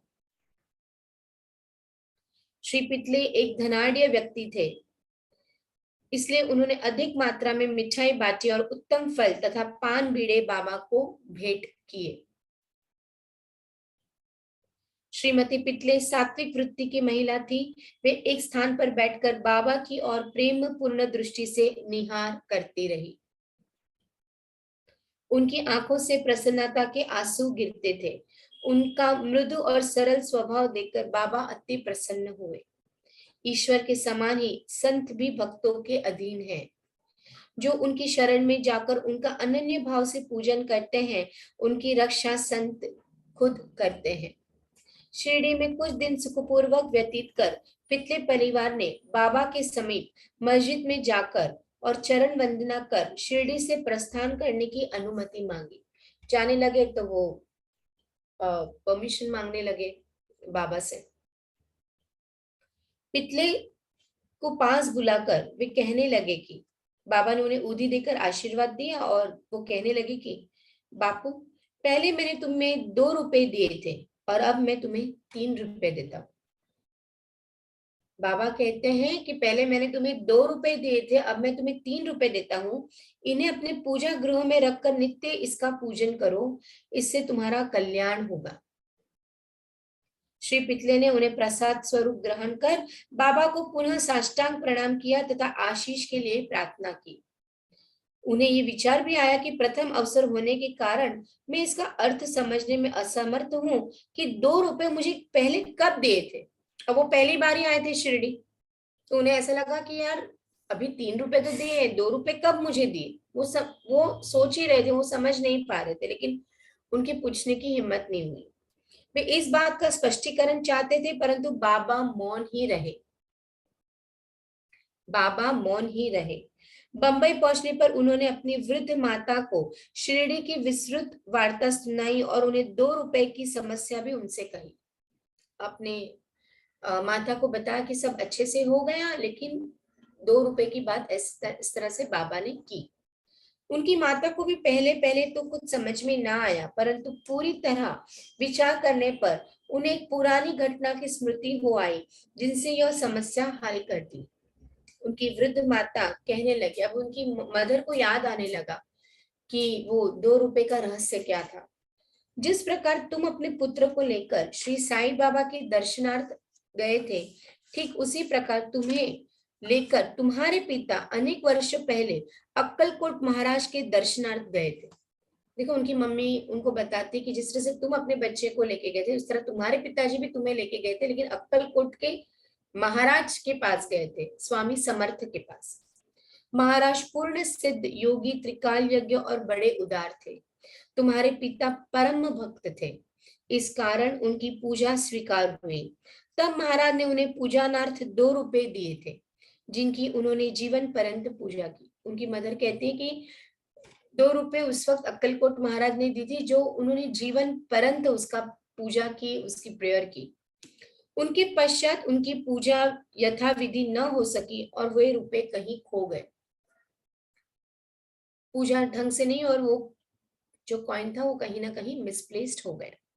कुछ दिनों के उपरांत उनकी पूर्ण विस्मृति हो गई, फिर सब भूल गए क्या था क्या नहीं। तुम्हारा सौभाग्य है कि जो श्री अक्कलकोट महाराज ने साई रूप में तुम्हें अपने कर्तव्यों और पूजन की स्मृति कराकर आपत्तियों से मुक्त कर दिया। वो कहते हैं कि तुम लकी हो कि बाबा ने तुम्हें अपने कर्तव्यों का बताया और ये कॉइन दिया, ताकि तुम वापस पूजन जो तुम्हारे पिता कर रहे थे वही पूजा तुम शुरू करो वापस। अब भविष्य में जागरूक रहकर समस्त शंकाएं और सोच विचार छोड़कर अपने पूर्वजों को स्मरण कर, रिवाजों का अनुसरण कर उत्तम प्रकार का आचरण अपनाओ। बहुत ही खूबसूरत बात कही कि अपने जो भी डाउट्स है, प्रॉब्लम्स है, उसको सबको निकाल दो और अच्छे से अपनी लाइफ को जियो। अपना जो एटीट्यूड है अच्छे से रखो। अपने कुल देवी तथा इन रुपयों की पूजा कर उनके यथार्थ स्वरूप को समझो और संतों का आशीर्वाद ग्रहण करने में गर्व मानो। कहते कुल देवी का पूजा बहुत इंपॉर्टेंट है। आप किसी भी भगवान को मानो, आप साईं बाबा को भी मानो, लेकिन आपकी जो कुल की देवी है, हर एक कुल की देवी और देवता होते हैं, उसको कभी नहीं भूलना। मैं हमेशा बोलता हूँ आपके मंदिर में एक छोटा सा फोटो भी अपनी कुल देवी का होना ही चाहिए। कुल देवी वो है जो कुल की रक्षा करती है। इवन संत महात्मा भी कहते कि कुल कुल की जो देवी है, कुल के जो देवता है, उनका पूजन पहले करो, फिर हमारा पूजन करो। और बाबा तो हमेशा कहते थे पहले माँ फिर मैं। अगर आप मेरी माँ को ही पूजा नहीं करोगे तो मैं आपको कभी भी आपकी लाइफ में नहीं आ सकता। तो जो भी आपकी कुल देवी है फ्रेंड्स, प्लीज उसकी पूजा, उसका अर्चन, उसका नाम देना बहुत जरूरी है।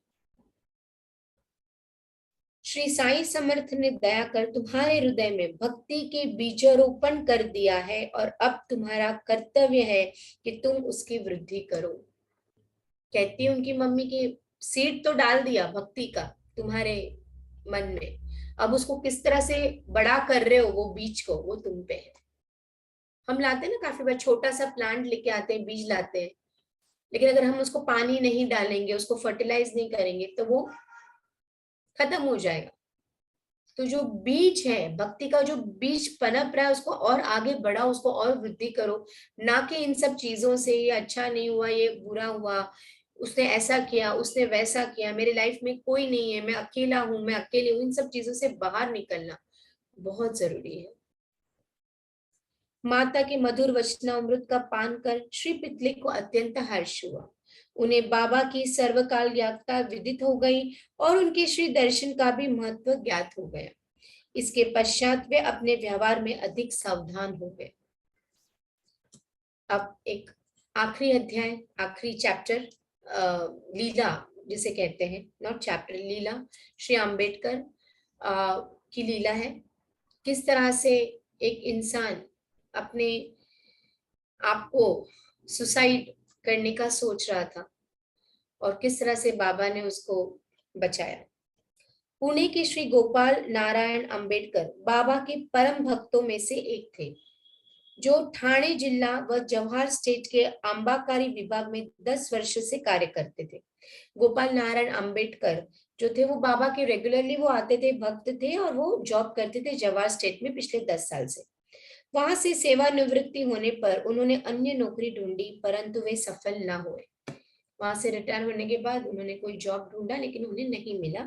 तब उन्हें दुर्भाग्य ने चारों ओर से घेर लिया, जिससे उनकी आर्थिक स्थिति और भी अधिक दयनीय हो गई। जॉब नहीं तो पैसे कहां से आएंगे, तो हर तरह से प्रॉब्लम्स ज्यादा बढ़ गए, प्रॉब्लम्स और बढ़ गए, और वो और ज्यादा दुखी हो गए और तकलीफ में हो गए। ऐसी परिस्थिति में उन्होंने 7 वर्ष व्यतीत किए, 7 years, बिना काम धंधे, बिना पैसे, और स्ट्रेस, 7 साल उन्होंने ऐसे व्यतीत कर दिए। वे प्रति वर्ष शिरडी जाते और अपनी दुखदाई कथा वार्ता बाबा को सुनाया करते थे। हमेशा जाते और बाबा को बता करते थे भी जॉब नहीं है, प्रॉब्लम्स है, जैसे हम हमेशा अपनी दुखदाई कथा बाबा को बताते रहते हैं, इस तरह से उन्होंने बाबा को बताई। सन 1916 में उनकी स्थिति और भी अधिक चिंताजनक हो गई, यानी कि और 1916 में और ज्यादा प्रॉब्लम्स आ गए और तकलीफें बढ़ गई। तब उन्होंने शिरडी जाकर आत्महत्या करने की ठानी। इसलिए वे अपनी पत्नी को साथ लेकर शिरडी आए और वहां 2 मास तक ठहरे। उन्होंने सोचा अभी मैं मर ही जाऊंगा, मैं आत्महत्या कर देता हूँ, शिरडी में ही आत्महत्या करूंगा, बाबा के दर पे ही आत्महत्या करूंगा, क्योंकि आज वो मेरे लिए तो कुछ, वो एक होता है ना कि मेरे लिए तो कुछ नहीं कर रहे हैं, मैं 7 साल से वही बोल रहा हूँ बाबा को और कुछ नहीं करे, तो मैं शिरडी जाके ही, देखो ये भी ईगो है ना अपना, ये भी ईगो है कि मैं वहीं जाके अपने प्राण त्यागूंगा, बाबा भी को तो भी पता चले ना। एक रात्रि को दीक्षितवाड़ा के सामने एक बैलगाड़ी पर बैठे बैठे उन्होंने कुएं में कूद कर प्राणात करने का निश्चय किया। उन्होंने सोचा मैं कुएं में जाकर सुसाइड करूंगा। वहीं समीप ही एक भोजनालय के मालिक श्री सगुण मेरू नायक ठीक उसी समय बाहर आकर उनसे इस प्रकार वार्तालाप करने लगे। सगुण नायक जो थे, सगुण मेरू नायक अचानक अपने निकलते अपने भोजनालय से, अपने होटल से, और इनसे बात करना शुरू कर देते अचानक से। क्या आपने कभी श्री अक्कलकोट महाराज की जीवनी पढ़ी है? आपने कभी ऑटोबायोग्राफी पढ़ी है अक्कलकोट महाराज की? ऐसा वो पूछते हैं अंबेडकर को। सगुण से पुस्तक लेकर उन्होंने पढ़ना आरंभ किया। उसने बताया होगा नहीं पढ़ा, तो उसने वो किताब लेके उसने पढ़ना शुरू किया। पुस्तक पढ़ते पढ़ते वे एक ऐसी कथा पर पहुंचे जो इस प्रकार थी। श्री अक्कलकोट महाराज के जीवन काल में एक व्यक्ति असाध्य रोग से पीड़ित था। जब वो किसी प्रकार भी कष्ट सहन न कर सका तो वो बिल्कुल निराश हो गया और रात्रि को कुएं में कूद पड़ा। अब वो चैप्टर भी वही पढ़ रहा था, वो लीला भी वही पढ़ रहा था जो उसकी स्थिति थी। कहते हैं ना कि बाबा बहुत ही ब्यूटीफुली समझाते हैं, लेकिन वो समझ में हमें आना चाहिए। तो बाबा उसको अचानक से, वो सगुण मेरू नायक सामने आना, उससे बात करना, अक्कलकोट महाराज की जीवनी देना, और एक्चुअली वही चैप्टर पढ़ना जिसमें एक इंसान को और कोई मतलब कोई प्रॉब्लम होगा, शारीरिक रोग होगा और वो सहन नहीं कर रहा था कष्ट, तो उसने सोचा कि मैं वैसे ही मर जाऊं, रोज मरने से अच्छा है मैं सुसाइड कर लूं, तो एक ही टाइम पे सब अच्छे से कंप्लीट हो जाए। तत्क्षण ही महाराज वहां पहुंच गए और उन्होंने स्वयं अपने हाथों से उसे बाहर निकाला। वो जीवनी में ऐसा लिखा है कि तुरंत ही अक्कलकोट के महाराज पहुंच जाते हैं और उसको कुएं में से बाहर निकाल के उसका जान बचा लेते हैं।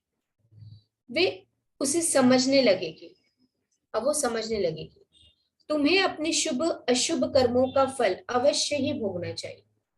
ये बहुत बहुत इंपॉर्टेंट लाइन है, पूरे अध्याय का यही सार है फ्रेंड्स।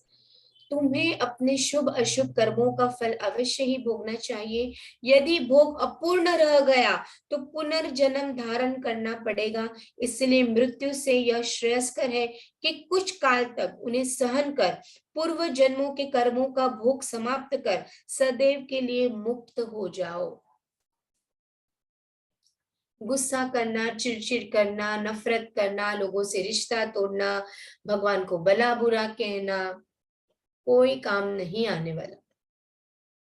बाबा कितनी खूबसूरती से कहते हैं कि जो भी है तकलीफ, नो डाउट तकलीफ है, लेकिन कुछ काल तक सहन कर लो, अदरवाइज अगर वो अपूर्ण हो जाता है, हमारे कर्म अगर हम जो जन्म में जो कर्म पूरे करने होते अगर वो हम नहीं कंप्लीट कर पाते तो वापस जन्म लेना पड़ता है और उससे 10 गुना दुख हमें भोगना पड़ता है। वही सिचुएशन हमारे लाइफ में वापस आती और वही सिचुएशन, क्योंकि वो अपूर्ण है ना, वो कर्म अपूर्ण है, वो लोगों से कर्म अपूर्ण है, तो वापस जन्म लेना पड़ता है, वापस वो कर्म को कंप्लीट करना पड़ता है। उससे अच्छा जो भी है थोड़ा सहन करके ये लाइफ में प्लीज इसको कर दो, क्योंकि वापस जब हम नेक्स्ट लाइफ लेते हैं तो पिछले कर्मों का तो हम भोगते ही हैं, साथ ही साथ नए कर्म भी पाइल ऑन करते हैं, नए कर्म भी हम लेते रहते हैं फ्रेंड्स। इसलिए कहते हैं ना, किसी का 1 रुपया भी बाकी मत रखो, 1 रुपये के लिए भी वापस जन्म लेना पड़ेगा आपको। ये बहुत जरूरी है, ये बात बहुत ही इंपॉर्टेंट है। इसलिए मृत्यु से यह श्रेयस्कर है कि कुछ काल तक उन्हें सहन कर लो, पूर्व जन्मों के कर्मों का भोग समाप्त कर सदैव के लिए मुक्त हो जाओ। लेकिन वो शक्ति कहाँ से आती है? वो भक्ति से ही शक्ति आती है फ्रेंड्स। इजी नहीं है, नहीं है इजी। जब तकलीफ खुद पे होती है ना तब पता चलता है। बोलना बहुत इजी है, बट मैं इतना जानती हूँ, जब आपने अपने सदगुरु को पकड़ लिया है, वो फेथ को पकड़ लिया है कि ये भी चला जाएगा, ये भी पास हो जाएगा, तो डेफिनेटली पास हो जाएगा। वो भक्ति और वो शक्ति, मैंने कहा ना, भगवान उसी को वो तकलीफ देते हैं जिसको पता है वो सहन कर सके, वैसा है। यह सामायिक और उपयुक्त कथा पढ़कर आम्बेडकर को महान आश्चर्य हुआ और वे द्रवित हो गए। उन्हें बहुत सरप्राइज हो गया कि ये आज ही मेरे पास आ, और यही सीख मुझे समझनी थी जो साईं बाबा ने सगुण मेरू के नायक मुझे थ्रू ये बुक के रूप में दिया। यदि इस कथा द्वारा उन्हें बाबा का संकेत प्राप्त ना होता तो अभी तक उनका प्राणांत हो गया होता। अगर बाबा ने उसको संकेत नहीं दिया होता और अगर उसने वो संकेत नहीं समझा होता तो वो अपने आप को सुसाइड उसने कर लिया होता। बाबा की व्यापकता और दयालुता देखकर उनका विश्वास दृढ़ हो गया और वे बाबा के परम भक्त बन गए। भक्त तो थे वो बाबा के, लेकिन बोलते ना इंसान थक जाता है ना, हम इंसान थक जाते हैं। 7 साल तक पैसे नहीं, तकलीफ, प्रॉब्लम्स, जॉब नहीं, और रोज वो बाबा को जब भी मिलते थे, एवरी ईयर जाते शिरडी तो एक ही बात बोलते, बाबा ये तकलीफ, और बाबा कुछ नहीं बोलते थे। तो उसको और गुस्सा आने लगा, उसको और तकलीफ बढ़ने लगी, उसको ऐसा लगा कि अभी बाबा से भी बोल बोल के क्या फायदा, वो तो साथ ही नहीं दे रहे मेरा, उससे अच्छा मैं अपने शरीर को त्याग करूं। लेकिन बाबा को पता है कब क्या है। तो कभी भी फ्रेंड्स, अगर कभी भी ऐसा विचार आए सुसाइड करना है, जीना नहीं है, डिप्रेशन है, सदगुरु का नाम दो। थोड़ा समय लगेगा, वो पार कर लेंगे, डेफिनेटली आई एम श्योर वो पार करने लगेंगे, पार करने लगेंगे। कभी भी सुसाइड का ख्याल भी नहीं आना चाहिए। मौत, जो मौत है वो लेट बाबा डिसाइड, हमें सिर्फ प्रे करना है। और मैं सच बोलती हूँ फ्रेंड्स, भक्ति में बहुत शक्ति होती है। प्रॉब्लम्स तो रहेंगी, लेकिन वो प्रॉब्लम्स को टैकल करना, उसको हैंडल करना, उसका जो इंटेंसिटी है वो कहीं ना कहीं कम हो जाता है फ्रेंड्स। बाबा की व्यापकता और दयालुता देखकर उनका विश्वास दृढ़ हो गया और बाबा के वो परम भक्त बन गए। उनके पिता श्री अक्कलकोट महाराज के शिष्य थे और बाबा की इच्छा भी उन्हीं के पद चिन्हों के अनुसरण कराने की थी। बाबा की इच्छा थी कि वो अपने फादर के पद चिन्हों पर, यानी कि उनके हिसाब से, मतलब उनके फादर जो करते थे वो हिसाब से वो रास्ता पकड़े। बाबा ने उन्हें आशीर्वाद दिया और अब उनका भाग्य चमक उठा। उन्होंने ज्योतिष शास्त्र के अध्ययन में निपुणता प्राप्त कर दी और उसमें बहुत उन्नति कर ली और बहुत सा धन अर्जित करके अपना शेष जीवन सुख और शांति पूर्वक व्यतीत किया। फ्रेंड्स, कुछ साल अगर हम सहन कर लेते ना, वो पर्टिकुलर साल बहुत भारी पड़ते, 7 साल, 10 साल, 12 साल, 15 साल, वो बहुत भारी पड़ते, लेकिन बाद में वो आशीर्वाद के रूप में हमें फील होते हैं। राम भगवान को भी तो वनवास काटना पड़ा था ना, वो भी तो शरीर में ही थे, उन्होंने भी कांटे पे चले, उन्होंने भी भूख प्यास सही। तो जब इतनी कड़ी परीक्षा हमारे भगवान देते हैं तो हम क्यों नहीं। और हम ये डिस्कशन करते हैं कि वो तो भगवान है ना, हम तो नॉर्मल इंसान है, लेकिन भगवान के अंश तो है ना, वो चीज तो हम मानते हैं ना कि हम वो प्रभु के अंश है। तो वो अंश का नाम लेके और ज्यादा हम एक क्यों ना हो जाए। देखिए, काफी अध्याय में, काफी चैप्टर्स में बाबा ने खुद बोला है, भक्त मुझसे अलग नहीं है, मैं और भक्त एक ही है। बाबा की आंखों में देखो, आपको लगेगा कि आप उस आंखों में हो। बाबा भक्त के अधीन होते हैं। जितना हम बाबा से प्यार करते हैं ना, बाबा उनसे 10 गुना प्यार करते हैं। फ्रेंड्स, हम भूल भी जाए बाबा को, हम गुस्से में कुछ भी बोल भी दे साईं बाबा को, लेकिन बाबा हमें कभी साथ नहीं छोड़ते। ये चैप्टर्स में आपने अगर ये बात नोट की, ये जो अध्याय है, अगर आपने अंबेडकर की बात की या पितले की हमने ये बात अभी श्रवण की, जो भी है, उन दोनों में उनके पिताजी अक्कलकोट महाराज की शिष्य थे, डिवोटी थे। और अक्कलकोट महाराज कौन है? बाबा का ही रूप थे, स्वामी समर्थ की ही रूप है साईं बाबा। तो मैंने आपको पहले भी बोला ना, बाबा की ये एक विशेषता है कि बाबा कभी साथ नहीं छोड़ते। अगर आपका हाथ पकड़ लिया तो आपकी वंशज का भी वो हाथ पकड़ेंगे, दैट इज फ्योर श्योर। लेकिन वो शक्ति और वो भक्ति आप में होनी चाहिए कि आपके साथ आपके वंश का भी ध्यान रखे। इसमें हमने दोनों ही लीलाओं में देखा किस तरह से अक्कलकोट महाराज ने उनके पिता का साथ दिया, और जब अक्कलकोट महाराज नहीं रहे, उनके बच्चों का साथ साईं बाबा ने अक्कलकोट के रूप में, महाराज के रूप में ही दिया। तो साईं बाबा कभी छोड़ते नहीं है साथ। ये जन्म नहीं, जन्मों जन्मों का। अगर हम ये पारायण कर रहे हैं, पारायण श्रवण कर रहे हैं, तो ये रिश्ता जन्मों जन्मों का है बाबा से। अगर आप एक भी बार शिरडी गए हो ना फ्रेंड्स, एक ही बार, तो भी वो कनेक्शन था, इसके लिए आप गए हो ना। ऐसे ही कुछ पिकनिक बनाने तो शिरडी नहीं जाते हैं, बात वहां है। तो ये जो भी हमने आज लीलाएं सुनी है, ये हमारी लाइफ की लीलाएं है। हमारी जिंदगी में तकलीफें आती है, हमारे अपनों की तकलीफ हम सहन नहीं कर सकते, हम अपनी तकलीफ सहन नहीं कर सकते, हमें बुरे ख्याल आते हैं, मरने का ख्याल आता है। बट फ्रेंड्स, कभी भी ख्याल आए, बाबा का नाम देना, उनको शक्ति के लिए प्रार्थना करना, आई एम 100% श्योर, या तो वो शक्ति दे देंगे या तो कैसे लोगों को भेज देंगे जो आपको शक्ति प्रदान करे। बाबा किसी भी रूप में आते हैं शक्ति प्रदान करने के रूप में, या तो किसी और को भेज देंगे, या तो आपको सपने में कोई मैसेज देंगे, किसी के थ्रू मैसेज देंगे।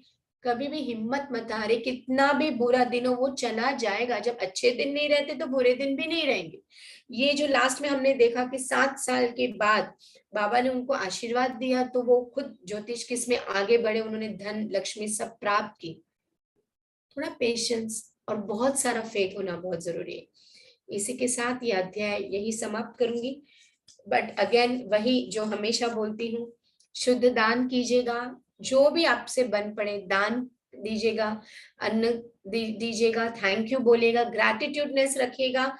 दिन में जितनी बार हो सके थैंक यू बोलते रहिए। ये जिंदगी के लिए थैंक यू बोलिए, ये तकलीफों के लिए थैंक यू बोलिए, ये प्यार के लिए थैंक यू बोलिए। अगर लाइफ में एक अच्छा, पूरी जिंदगी में एक भी अच्छा रिश्ता है ना आपके पास, फिर वो दोस्त हो, पत्नी हो, पति हो, बेटा हो, बेटी हो, टीचर हो, गुरु हो, अगर एक रिश्ता है ना वो इनफ है। अपने को 100 रिश्ते नहीं चाहिए, एक रिश्ता भी अच्छा है ना जिंदगी में, that is really enough. So thank for everything, thank to बाबा। आपका आज का दिन और आने वाला पूरा हफ्ता अच्छा हो, बहुत ही खूबसूरत हो, मंगलमय हो, आध्यात्मिक उन्नति हम सभी को मिले। और इसी के साथ यह अध्याय यही समाप्त करती हूँ। मिलते हैं 27 अध्याय के साथ नेक्स्ट थर्सडे सुबह 5 बजे। श्री सद्गुरु साईनाथ प्रणमस्तु, शुभ भवतु। ओम साई राम।